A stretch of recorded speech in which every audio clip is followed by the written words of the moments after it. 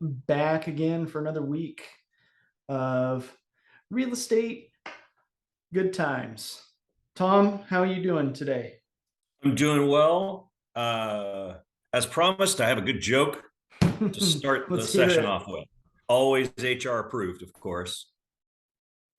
Are you ready? Let's hear it. Okay. Did you hear about the new restaurant they put on the moon? The moon? No? Yeah. Yeah.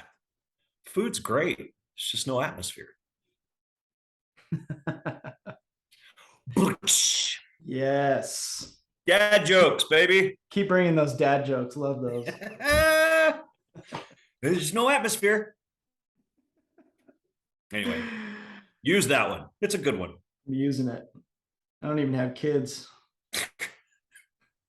That's okay. When I tell my dad jokes to the kids, they're just like, "Oh my god, dad." They love your dad jokes, I bet. You go embarrass them at college you in know, front of all their friends. it's funny.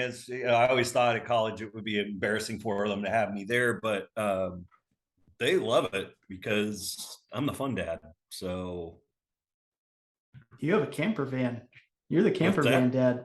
You're the Yeah, camper we got the van camper dad. van, so we're the best. Like Pamela and I are the best parents for tailgating and all the fun stuff like that when we go visit at school. And of course, we have two schools to visit: the Boise State, University of Montana. Um, it's a fun time. But yeah, I don't embarrass my kids at school. I'm surprised. Their friends seem to like me. Okay, so Oh, there you go. The yeah, popular dad. they love Pamela. Holy cow! No, Pamela's a ball of fire. Yeah. Anyway, Well, I'm glad you're doing good. How about we take a look at these real estate data points here? yeah, Um, just for a sec. Let me share my screen. And you should see a graph. There we go. I do. There we go. East side, single family homes. This is what we're looking at for the last, since May of 21.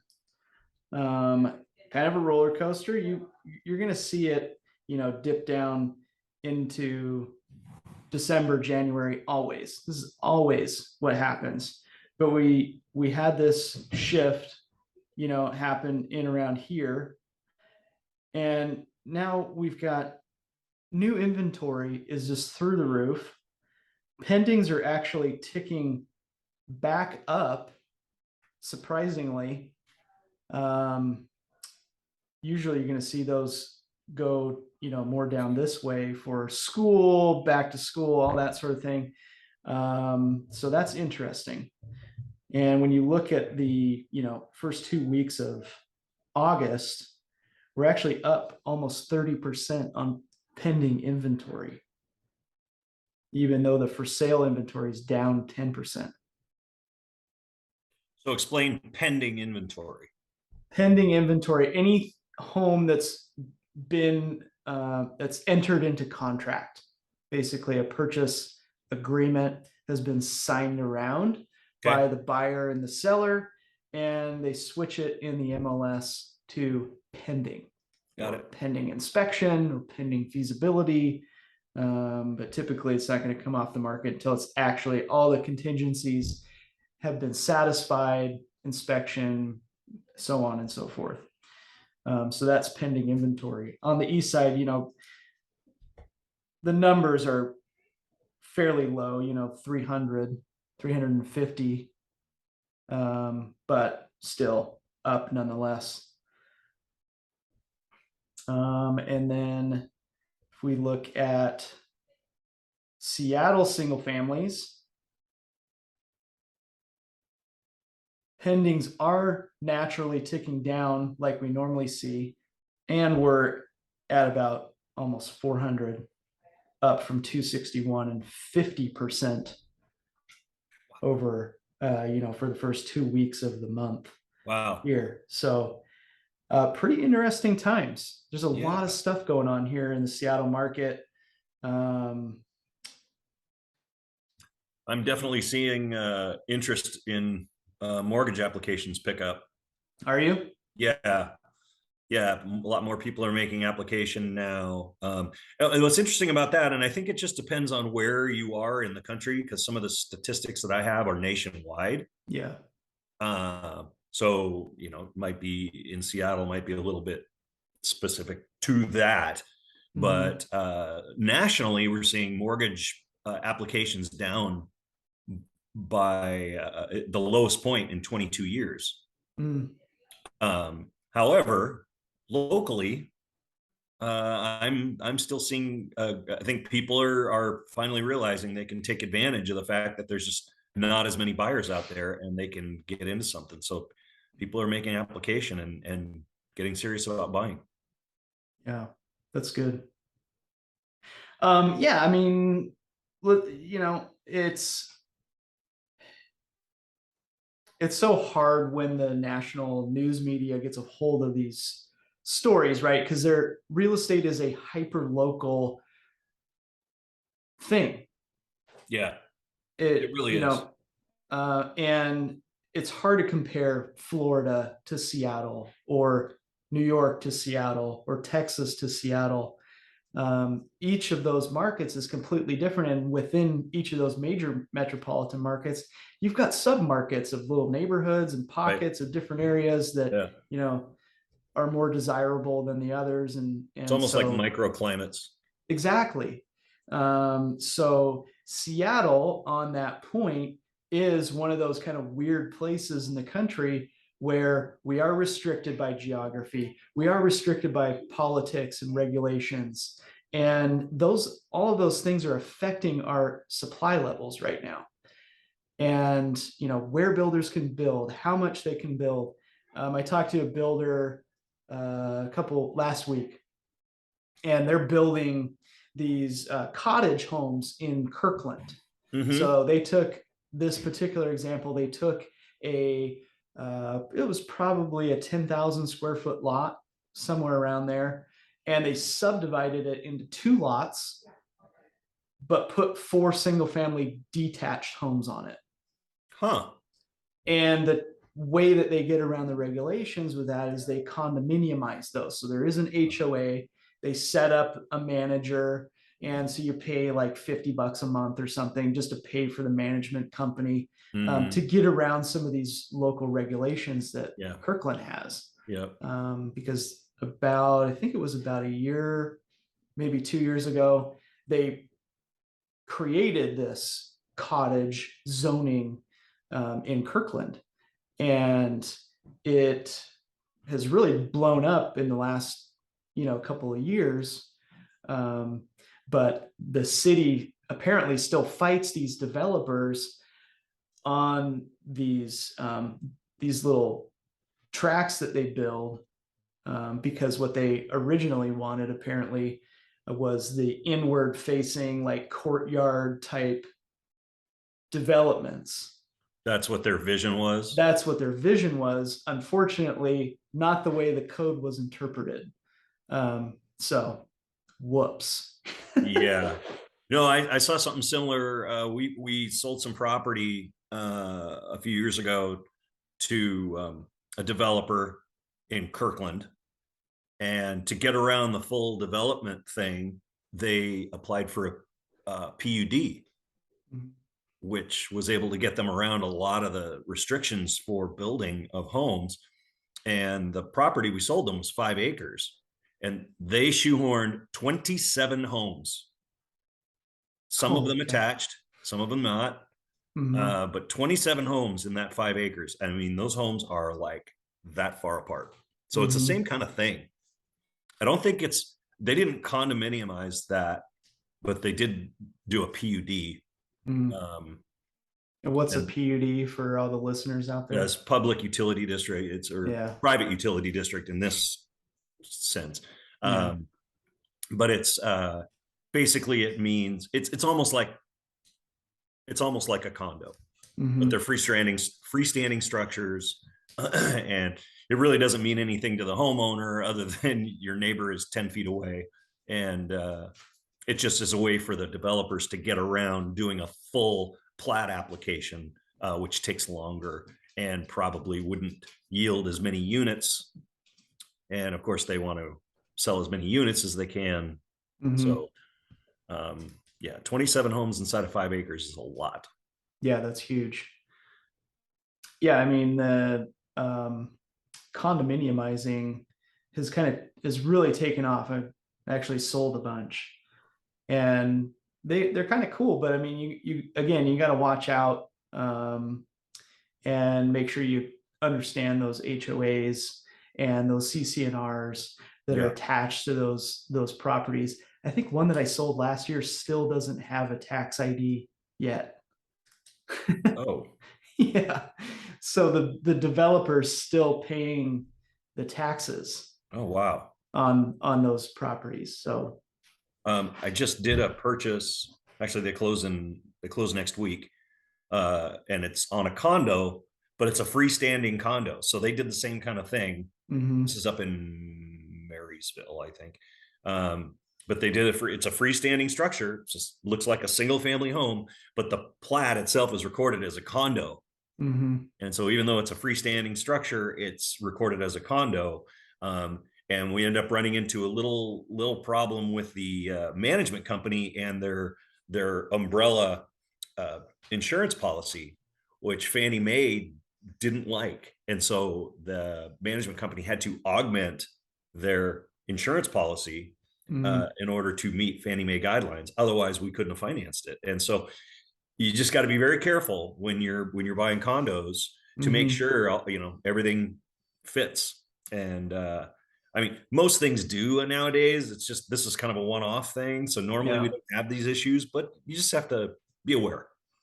100%. And there's people out there, other professionals that will compile all of these documents and put together a fancy review of the HOA, the CCNRs, the community, and all this stuff. Pretty cool. I've done that for a lot of my clients, and they really love it. Every time it's about $400 or something. It's kind of like an inspection basically. But when you're getting into these confusing HOAs and CCNR documents, sometimes those are more important than the inspection itself, like a home inspection, Mm-hmm. um, especially when the HOA is responsible for a lot more than just street maintenance. But anyways, that's a good segue into the condo data. That is a So good let's segue. look at that here real quick. This we're looking at East Side condos. Wow, they're selling a So lot of them.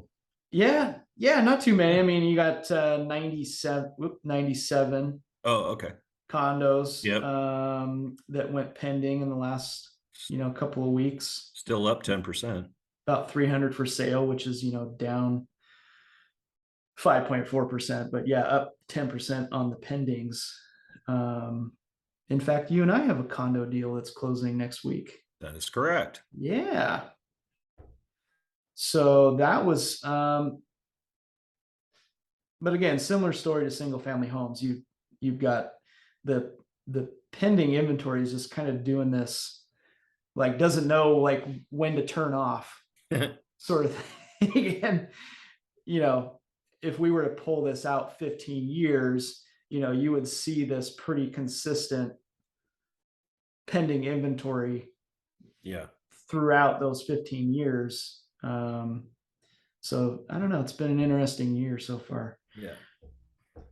Seattle, it's going to be similar story here. You've just got a little bit more for sale. So, Oh, you yeah. know, 149 pending, way more for sale, but still down 7.6%, and up 17.3 on the pendings. But you're seeing a little more normal trend line on the pending inventory. So, and across the board, as far as what we see for average percent of list price, trending downwards.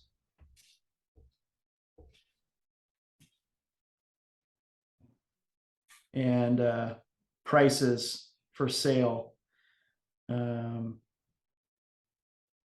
ticking up in the last couple of weeks for condos in Seattle. That's good. Real quick on before you go into that one, one thing I read this morning, speaking of sales prices, that even though we're seeing a leveling off of pricing, and in some cases, prices are coming down as far as sales prices go, comparing sales year over year from last year, the prices are still up 11% year over year. So anybody who's concerned about prices dropping majorly, we're still up 11%, even with the sales price augmentation. Some people, not selling as quickly. We're still seeing prices 11% higher than a year ago. So great news. Yeah. Yeah. When you look, this is usually what I look at here. Here's up 4%. Yeah. Almost 5% actually, from a year ago. And that's in Seattle on the condos. Yeah. So the sold price, is up almost 3.5% versus last month, but 4.7% on the year, even though the for sale price is depreciating. Right. It's still up about 12% compared to last year. Yep. But anyway, sorry, didn't mean to interrupt. No, it's a perfect comment. I mean, you look back here at East Side condos are kind of weird because you've got downtown Bellevue, which has 2, 3, 4, $10 million condos. And then you've got the condos like the one my wife and I bought almost 5 years ago. They were built in 1975, and it's on like a 10-acre lot with 155 doors, a bunch of fourplexes and duplexes, that sort of thing. Like, those are still in the $5, $6, $7, $800,000 range for those. Yeah. So you've got a pretty huge gap in that. But yeah, East Side. Here's your prices for Seattle. You could see last May we kind of started out here, and now we're over here, still up about 10%. Yeah. On the year. Yep. Even though we're down 15% the last two weeks. I look at that, to me, that's not even real. I know. The fact that we're up 10% year over year, I mean, what average is normally 3 to 4%. So, I mean, we're still way up. Yeah. So, yeah, the Seattle market has never been a cash flow market. Never. It's an appreciation market. Yeah. Can you cash flow on stuff that you get, you make money on the buy, right? Can you cash flow on stuff? Yeah, people do it all the time. But, unless you're putting 50 to 100% down on something that's listed on the market and you're turning it into a rental, with rent prices, with the average rent prices in the area, it's still not even close to touching what the actual home values are. Right. Yeah. No, we spoke before about, in order to cash flow an investment property, you probably at least need to put 50% down right now. Yeah. So look at this. Look at Bellevue. Wow. Or the East Side. That's from May until now. Yeah. Yeah. May of last year. Yeah. Yeah. So you're 13% up from a year ago, but holding pretty strong. Yeah. Over the last couple of weeks. So we have, I'd say the hardest areas that got hit here on the East Side, definitely Sammamish. Oh yeah. definitely have seen some price drops in Sammamish. We're talking $200,000-$300,000, 20% in some cases. So yeah. But we're approaching, and look at this, inventory is going back down 15%. We were trying to touch 3%, see here in July. And it takes about 4 months of supply to be sort of a neutral market, but still a seller's market pretty much everywhere in the Puget Sound. There's just too many jobs coming into the areas, too many people moving in here, and supply just can't meet the demand. Yeah. Even on the apartment side, I'm talking to some landlords, and they're noticing a little bit of softening in the rent market just because so many units have hit the market in the last month or so. Mm-hmm. And you've got some new construction units that'll be coming online here in the next 2 to 6 months. Downtown Seattle. But yeah, interesting times. Thanks for watching, guys. Thanks. Thank you, Tom. You rock. You rock. Ciao. All right, see ya. Bye-bye. Bye.